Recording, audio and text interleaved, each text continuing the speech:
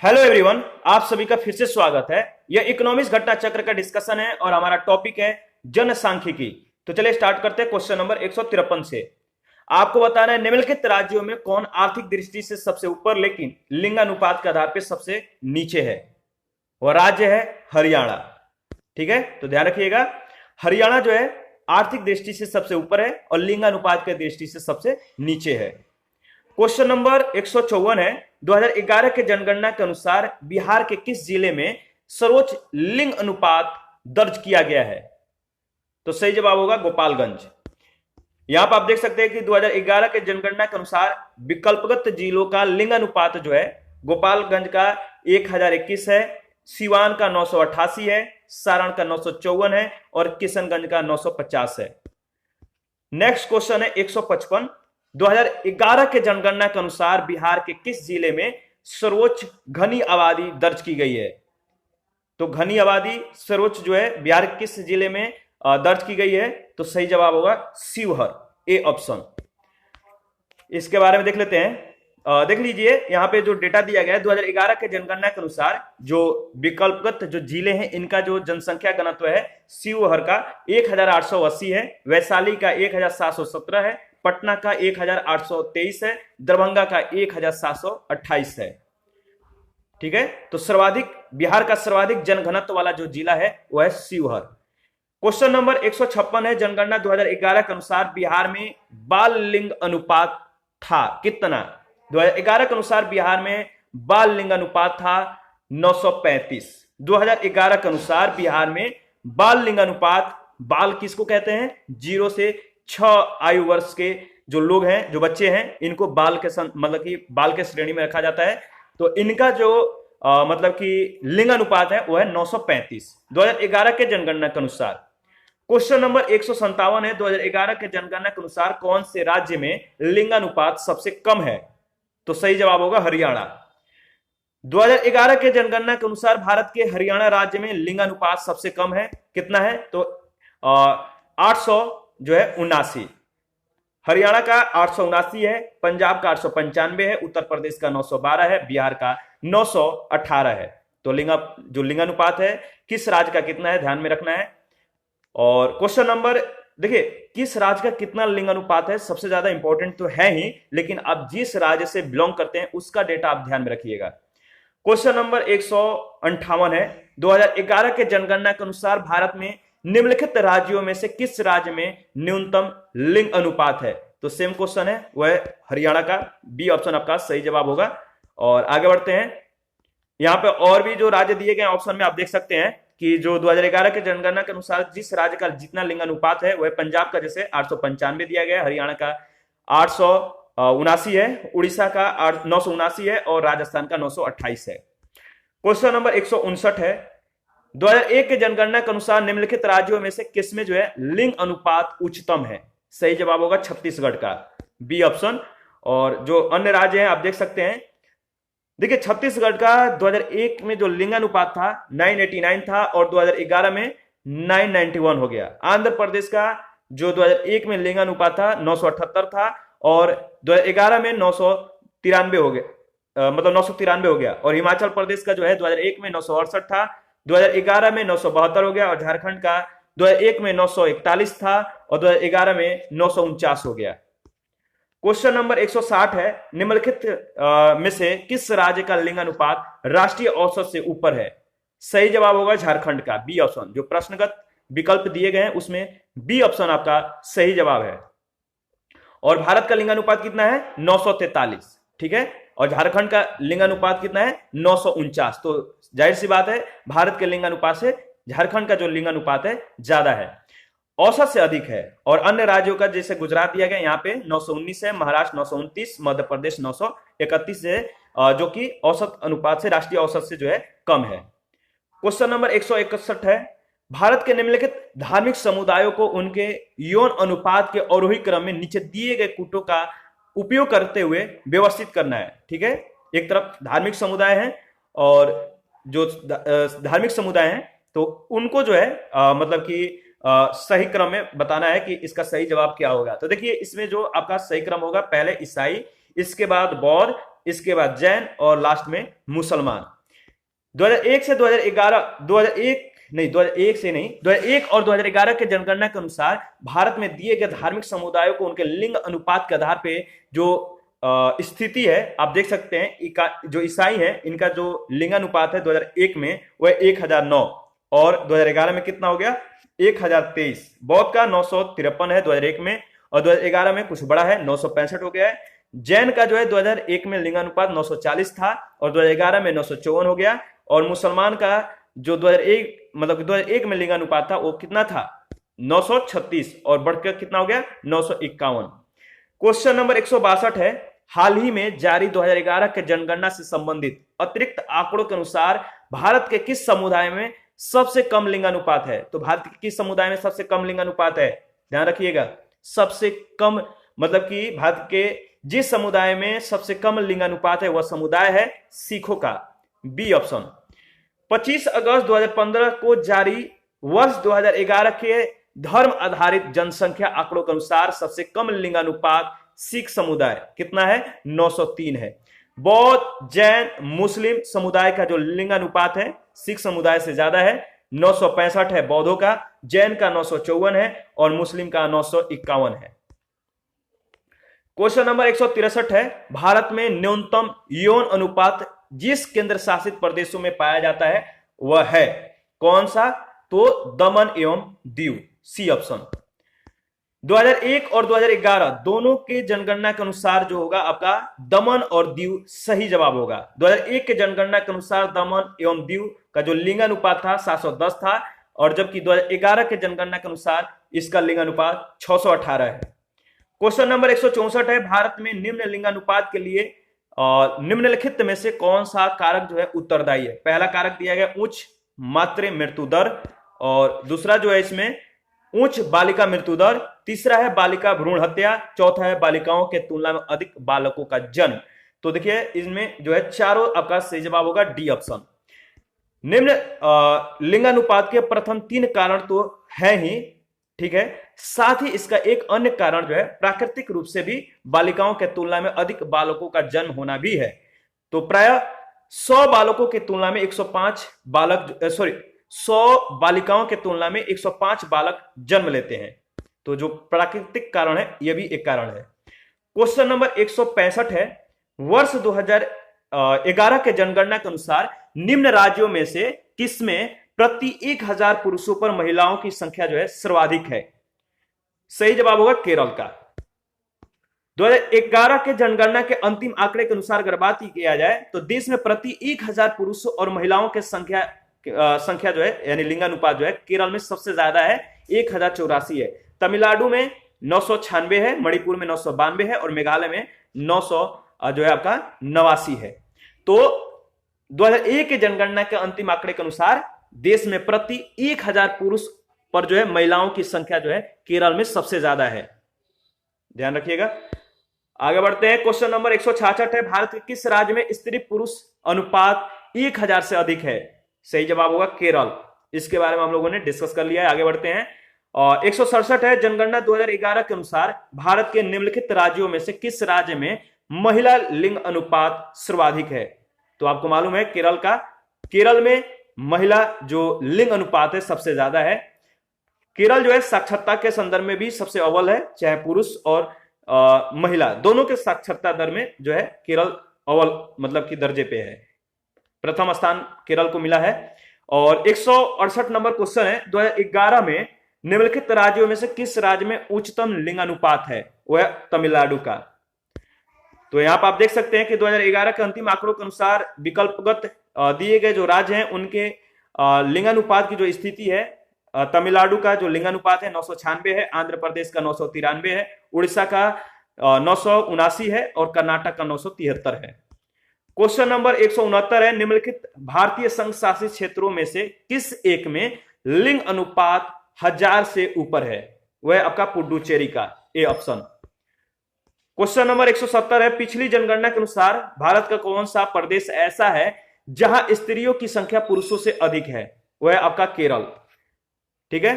तो प्रश्न काल से लेकर जनगणना 2011 के अनुसार भी केरल राज्य जो है स्त्रियों की संख्या जो है यहाँ पे पुरुषों से अधिक है। तो यहाँ पे लिंगानुपात कितना है? 1084। क्वेश्चन नंबर 171 है, जनगणना 2011 के अंतिम आंकड़े के अनुसार निम्नलिखित राज्य या संघ शासित क्षेत्रों में से किस में प्रति 1000 पुरुषों पर महिलाओं की संख्या सबसे कम है? वह है दमन और दीव का। ए ऑप्शन आपका सही जवाब है। और यहां पे आप देख सकते हैं 2011 के अनंतिम और अंतिम आंकड़ों के अनुसार जो विकल्प में जो राज्य दिए गए हैं, जो केंद्र शासित प्रदेश दिया गया है, उनके अनुसार मतलब उनके जो डेटा है 2011 के अनंतिम आंकड़े के अनुसार कितना है? तो पुडुचेरी का 1038 है और अंतिम आंकड़े 2011 के अनुसार 1037 है। हरियाणा का 877 है और 2011 के अंतिम आंकड़ों के अनुसार इसका जो मतलब लिंगानुपात है वो है 879। दमन और दीव का जो है 618 है 2011 के अनंतिम आंकड़े के अनुसार, और जनगणना 2011 के अंतिम आंकड़े के अनुसार इसका जो लिंगानुपात है 618 है। दादर और नगर हवेली का जो है 2011 में जो अनंतिम आंकड़ा जारी किया गया उसके अनुसार 775 लिंगानुपात है और अंतिम आंकड़े के अनुसार 774 है।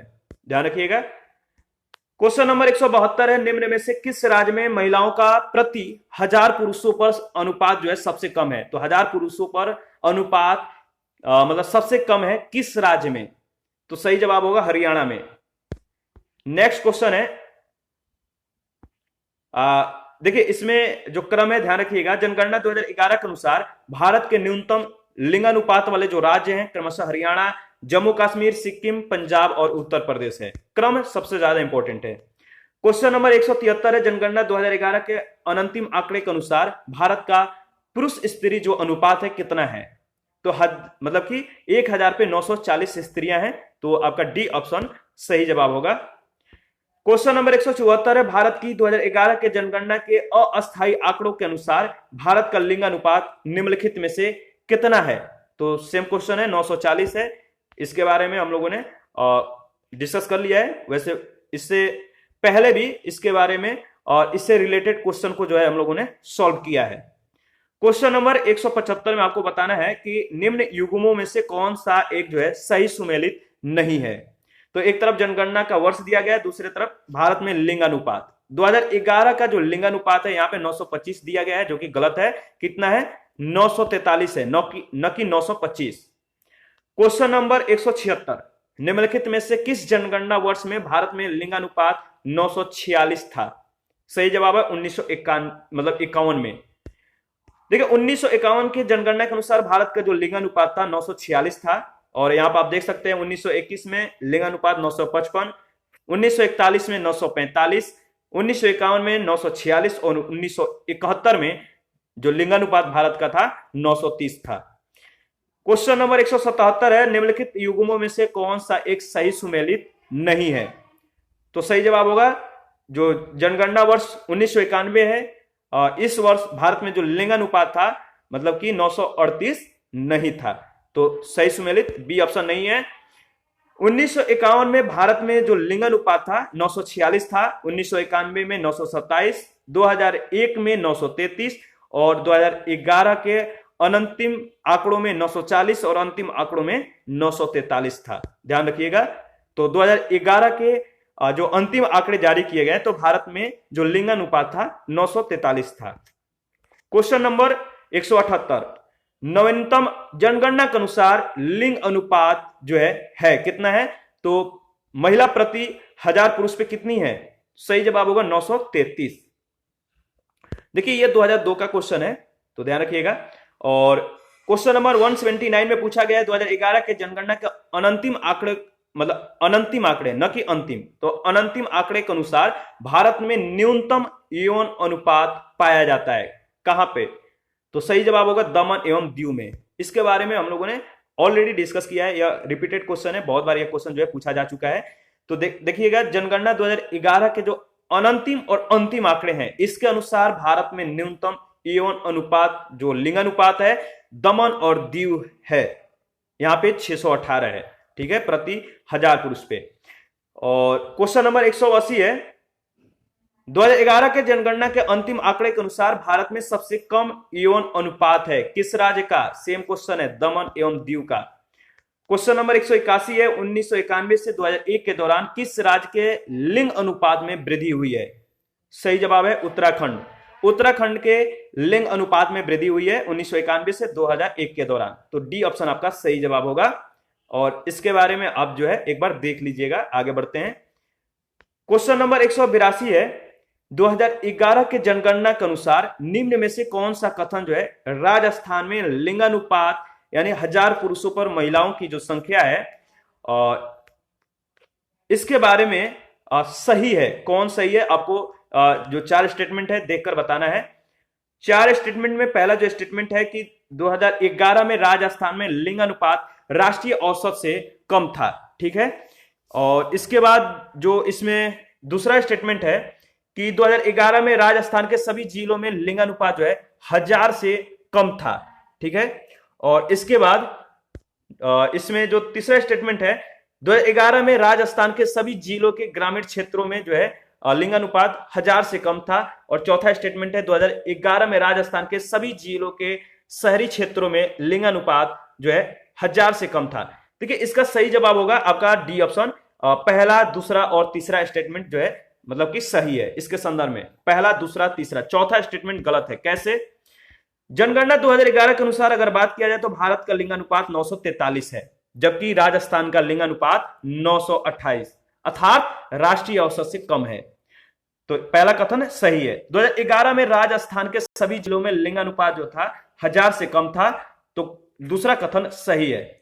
और 2011 में राजस्थान के सभी जिलों के ग्रामीण क्षेत्रों में यानी पाली जिले के अलावा अगर बात किया जाए तो लिंगानुपात 1000 से कम था। पाली जिले में ग्रामीण लिंगानुपात जो था वो था 1003। तो कथन 3 भी सही है। और वर्ष 2011 में धौलपुर समेत राजस्थान के सभी जिलों के शहरी क्षेत्रों में लिंगानुपात 1000 से कम था। तो कथन 4 जो है गलत है।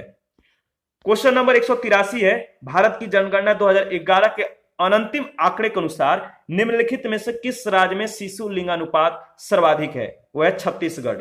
ए ऑप्शन आपका सही जवाब होगा। तो आप कुछ राज्यों का यहाँ पे जो है शिशु लिंगानुपात दिया गया है 2011 के जनगणना के अनुसार, तो देख लीजिए। छत्तीसगढ़ का शिशु शिशु लिंगानुपात जो है छत्तीसगढ़ का वो है 969, उत्तर प्रदेश का 902 है, पंजाब का 846 है और हरियाणा का 834 है। जल्दबाजी में हो जाता है, ध्यान रखिएगा। 184 है, भारत की जनगणना के अनुसार जो है निम्नलिखित राज्यों में से किसमें जो है शिशु जनसंख्या का प्रतिशत भाग ग्रामीण क्षेत्रों में न्यूनतम है? बताइए इसका सही जवाब क्या होगा? इसका सही जवाब है बी ऑप्शन। देखिए इसमें जो अगर इसके डेटा के अनुसार बात किया जाए कि 2011 के जनगणना के अनुसार जो विकल्प दिया गया है उन राज्यों और उनके ग्रामीण क्षेत्रों में शिशु जनसंख्या जो है प्रतिशतता जो है आपको यहां पे डेटा दिया गया। केरल में जो है 10.4% है, पंजाब में 11.2, हरियाणा में 13.2 और जम्मू कश्मीर में 17.5%। तो ए आपका जो है सही विकल्प होगा। परंतु संशोधित उत्तर पत्रक में इस प्रश्न को मूल्यांकन से जो है बाहर कर दिया गया था। तो ठीक है, ध्यान रखिएगा। डेटा जो है डिस्कशन में जो इंपॉर्टेंट होता है उसका डिस्क्रिप्शन ज्यादा महत्वपूर्ण होता है। क्वेश्चन कभी कभार क्या होता है, क्वेश्चन के जो ऑप्शन होते हैं या तो गलत हो जाते हैं या डेटा जो होता है पुराना हो जाता है। तो इस तरह से आप जो है इसका जो डिस्कशन होता है क्वेश्चन के संदर्भ में जो पॉइंट होते हैं उसको ध्यान में रखिए। न्यू डेटा के संदर्भ में इंपॉर्टेंट है, उसको ध्यान में रखना। क्वेश्चन नंबर जो 185 है, इसमें आपको बताना है कि 1991 के जनगणना के अनुसार भारत के न्यूनतम जनसंख्या घनत्व वाले राज्यों का सही जो है आरोही क्रम नहीं, आरोही क्रम, आरोही आरोही में देखिए कभी कभी कंफ्यूज हो जाता है, तो कंफ्यूज नहीं करना है, कंफ्यूज नहीं होना है। तो 1991 के जनगणना के अनुसार भारत के न्यूनतम जनसंख्या घनत्व वाले जो राज्य हैं इनका सही आरोही क्रम क्या है? तो सही आरोही क्रम है अरुणाचल प्रदेश, मिजोरम, सिक्किम और नागालैंड। ठीक है, तो आरोही का मतलब आपको तो मालूम ही है। देखिए इसमें जो राज्य दिया गया है 1991 के संदर्भ में, इसमें जो है जो जन घनत्व है प्रति वर्ग किलोमीटर में, तो 1991 में अरुणाचल प्रदेश में 10 था और 2011 में बढ़कर 17 हो गया। मिजोरम में 1991 में 33 था और 2011 में 52, सिक्किम में 1991 में 57 था और 2011 में 86, नागालैंड में जो है 1991 में 73 और 2011 में 119 हो गया। ठीक है, तो इसका क्रम सबसे ज्यादा इंपॉर्टेंट है। अरुणाचल प्रदेश में सबसे कम, मिजोरम में उससे ज्यादा यानी 52, सिक्किम में उससे ज्यादा, नागालैंड और हिमाचल प्रदेश का जो है स्थान आता है। तो जो न्यूनतम जनघनत्व वाले जो राज्य हैं इनका जो क्रम है अरुणाचल प्रदेश, मिजोरम, सिक्किम, नागालैंड और हिमाचल प्रदेश का। ठीक है, जिन लोगों को अवरोही और आरोही समझ में नहीं आता है आप हमें कमेंट करके बता सकते हैं, आपको जो है उसके बारे में डिटेल से जो है बताया जाएगा। ठीक है, तो कमेंट करिएगा अगर जिन लोगों को अवरोही और आरोही में कंफ्यूज होता है, मतलब कंफ्यूजन होता है, तो जो कंफ्यूज होते हैं। तो क्वेश्चन नंबर 186 है, निम्नलिखित भारत के राज्यों में कौन जो है सबसे कम घनी आबादी वाला राज्य है, यानी डेंस पॉपुलेटेड है। ठीक है, तो सही जवाब होगा अरुणाचल प्रदेश। सबसे कम घनी आबादी वाला जो राज्य है वो है अरुणाचल प्रदेश। तो क्वेश्चन क्या था, निम्नलिखित भारत के राज्यों में कौन सबसे कम घना आबादी वाला जो है, मतलब कि सबसे कम घनी आबादी वाला राज्य जो है वो है आपका अरुणाचल प्रदेश। क्या है, टाइपिंग में थोड़ा बहुत मिस्टेक है यहाँ पे, तो ध्यान रखिएगा। 187 नंबर क्वेश्चन देखते हैं। आपको बताना है 2011 के जनगणना के अनंतिम आंकड़ों के अनुसार, यानी अंतिम नहीं, 2011 के जनगणना के अनंतिम आंकड़ों के आधार पे भारत के निम्नलिखित राज्यों को उनके जनसंख्या घनत्व के आरोही क्रम में व्यवस्थित करना है और नीचे दिए गए कूटों का जो है सही उत्तर, मतलब कि बताना है कि कौन सा इसका जो कूट होगा सही होगा। तो इसमें जो सही कूट है आपको बताना है कि कौन सा जो है मतलब कि जो कौन सा क्रम में, अवरोही क्रम में। तो इसका सही जवाब क्या होगा, आप मतलब कि इसको सुसज्जित करके बताइए। तो देखिए इसमें जो डी ऑप्शन दिया गया है सही जवाब है। अवरोही क्रम के संदर्भ में पहला स्थान जो है बिहार का है, इसके बाद पश्चिम बंगाल का, केरल और उत्तर प्रदेश का स्थान आता है। ठीक है, तो यहां पर आप देख सकते हैं जनगणना 2011 के अंतिम आंकड़ों के अनुसार दिए गए राज्यों का जो जनसंख्या घनत्व के संदर्भ में जो अवरोही क्रम है, बिहार का यहाँ पे 1106 है, सबसे ज्यादा है। पश्चिम बंगाल का 1028 है, केरल का 860, उत्तर प्रदेश का 829। तो अवरोही क्रम जो है जनगणना 2011 के अंतिम आंकड़ों के अनुसार भी इनका अवरोही क्रम जो है यही होगा, ध्यान रखना है। क्वेश्चन नंबर 188 है, भारत की साक्षरता में सर्वाधिक प्रतिशत वृद्धि देखी गई है, कब देखी गई है, तो 1991 से 2001 के बीच। ठीक है, और कितना परसेंट जो है इसमें वृद्धि हुई, 8.20% की वृद्धि देखी गई।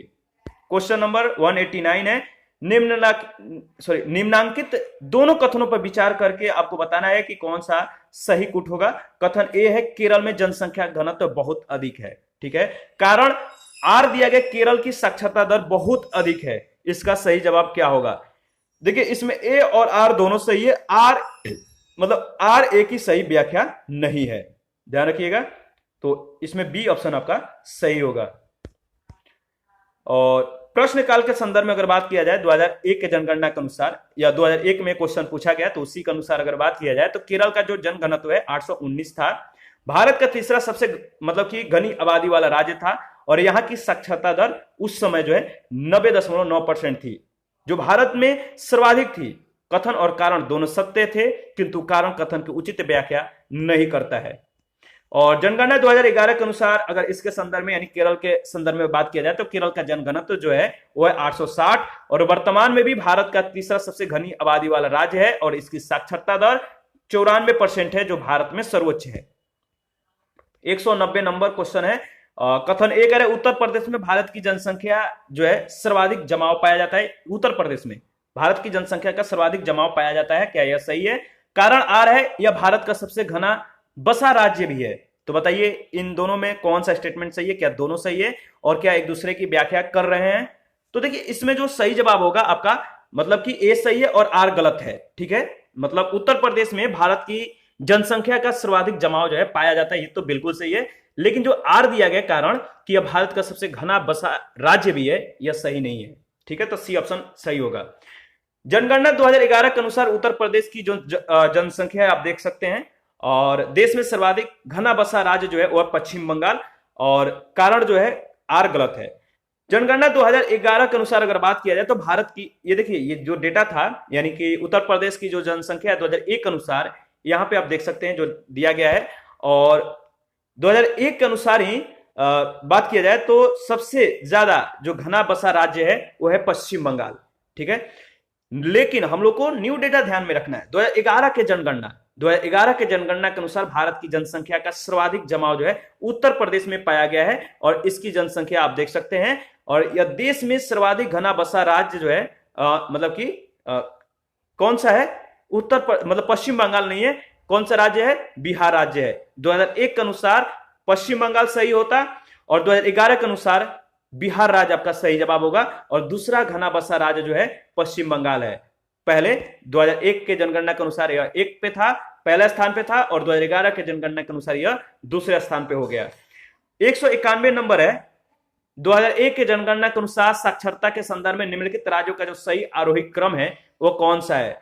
तो सही जवाब होगा बिहार, उत्तर प्रदेश, राजस्थान और मध्य प्रदेश।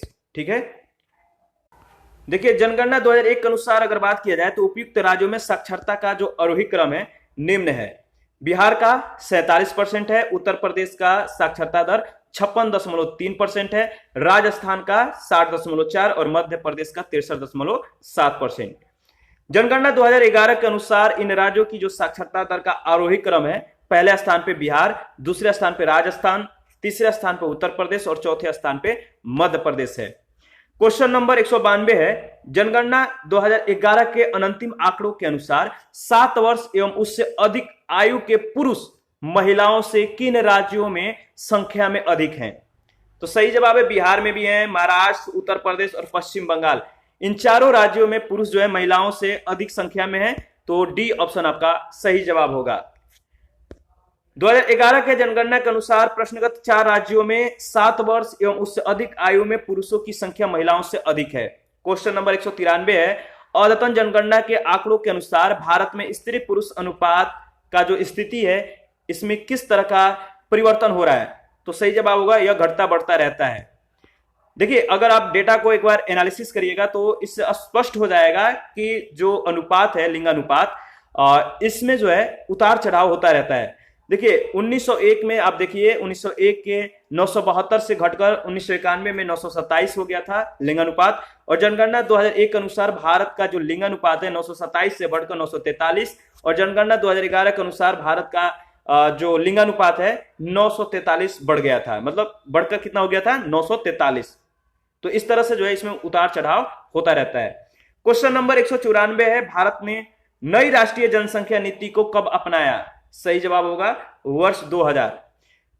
फरवरी 2000 में सरकार ने राष्ट्रीय जनसंख्या नीति जो है 2000 घोषित की थी, और इस नीति में 3 उद्देश्य, 4 नई संरचनाएं, 12 नीति संबंधी विषय, और वर्ष 2010 के लिए जो है 14 राष्ट्रीय सामाजिक जनसांख्यिकीय लक्ष्य, छोटे परिवार की प्राप्ति, 16 प्रोत्साहक उपाय और 101 क्रियात्मक उपाय, अर्थात कुल मिलाकर 150 मुख्य तथ्य सम्मिलित हैं। इन्हीं में से एक जो है प्रमुख तथ्य अशोधित जन्म दर को 2010 तक कम से कम करके जो है 21.0% हजार तक लाना था।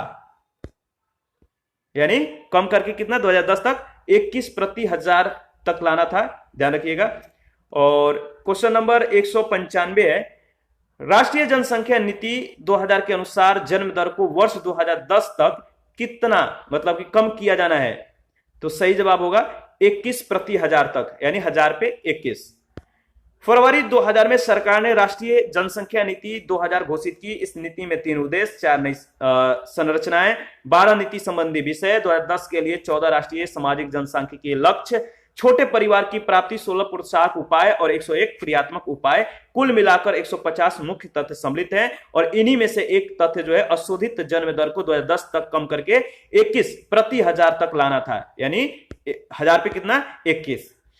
196 है। निम्नलिखित में से कौन सा बिंदु जो है राष्ट्रीय जनसंख्या नीति के अंतर्गत निर्मित 10 वर्षीय कार्य योजना का अंग नहीं है? इसका सही जवाब क्या होगा बताइए? इसका सही जवाब होगा ऐसे पुरुषों के लिए विशेष पुरस्कार जो मतलब कि अत्यंत परिवार नियोजन उपायों का उपयोग करते हो। तो डी ऑप्शन इसका सही जवाब होगा।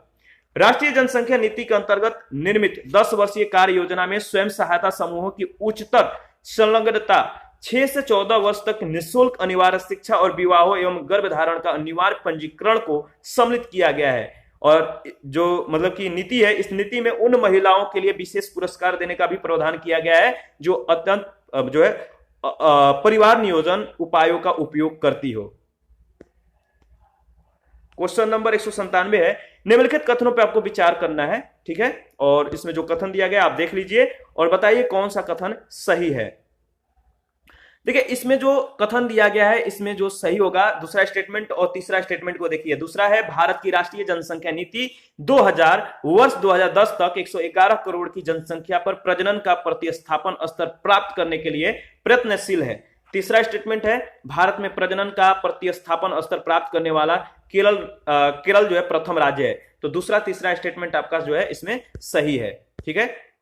आगे बढ़ते हैं और अच्छा इसके संदर्भ में देख लेते हैं जो मतलब कि और भी इंपॉर्टेंट जो पॉइंट होंगे कवर करते हैं। भारतीय राष्ट्रीय परिवार नियोजन कार्यक्रम को अंगीकार करने वाला विश्व का प्रथम देश है, न कि दूसरा। पहला कथन गलत है, ठीक है। और भारत जो है भारत की राष्ट्रीय जनसंख्या नीति जो है 2000 के अनुसार 2010 तक कुल प्रजनन दर 2.1 के प्रतिस्थापन स्तर तक करके भारत की कुल 111 करोड़ जनसंख्या करने का जो है लक्ष्य रखा गया। दूसरा कथन जो है सत्य है, ठीक है।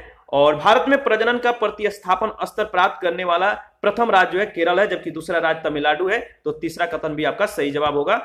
और क्वेश्चन नंबर 198 देखिए, भारत की राष्ट्रीय जनसंख्या नीति 2000 के अनुसार निम्नलिखित में से किस एक वर्ष तक जनसंख्या स्थिरता प्राप्त करने का जो है हमारा दीर्घावधि लक्ष्य है, वह है 2045 तक। C option.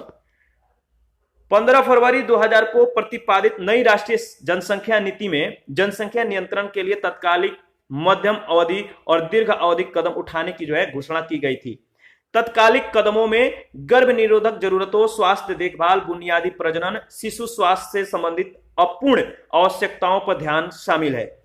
मध्यम अवधि उपाय में सकल प्रजनन दर जो है 2010 तक 2.1 के प्रतिस्थापन स्तर तक जो है प्राप्त करने के लिए प्रयास शामिल है। और दीर्घ अवधि लक्ष्य के तहत 2045 तक जनसंख्या के स्थिरीकरण का लक्ष्य रखा गया था, जिसे संशोधित कर क्या कर दिया गया 2070 तक। क्वेश्चन नंबर 199 है, राष्ट्रीय जनसंख्या नीति 2000 के अंतर्गत जो एक लक्ष्य था कि 2045 तक जनसंख्या स्थिरता प्राप्त कर ली जाएगी, अब वह लक्षित वर्ष कौन सा है? तो सही जवाब होगा 2070। और क्वेश्चन नंबर 200 है, राष्ट्रीय जनसंख्या नीति 2000 का जो लक्ष्य है जनसंख्या को स्थिर जो है स्थिति पर ला देना, कब तक? तो सही जवाब होगा 2045। लेकिन इसमें संशोधित करके आपका क्या कर दिया गया है, किस वर्ष? 2070 वर्ष, मतलब 2070 तक। और इसी के साथ आज का जो मतलब कि सेशन है समाप्त करते हैं। आप अपना प्रतिक्रिया जरूर दीजिएगा। और देखिए, जो लोग टेलीग्राम पेज और टेलीग्राम चैनल को ज्वाइन नहीं किए हैं, प्लीज ज्वाइन कर लीजिएगा। रोज वहां पे क्विज कराए जा रहे हैं। करंट अफेयर सबसे ज्यादा इंपॉर्टेंट है, जो कि आपको वहां पे कवर हो जाएगा। और जिन लोगों को पीडीएफ या टेस्ट सीरीज का पीडीएफ चाहिए या किसी भी वगैरह वगैरह चीजों को मतलब कि आपको चाहिए, जरूरत है पीडीएफ का या एक्स्ट्रा चीजों का जो आपके एग्जाम में हेल्पफुल है, जो हम लोग आपके साथ शेयर करते हैं, तो आप चैनल को ज्वाइन कर लीजिए। जो लोग चैनल मेंबरशिप लिए हुए हैं उनको सारी सुविधाएं जो है उपलब्ध कराई जाएगी। तो थैंक यू, मिलते हैं नेक्स्ट सेशन में।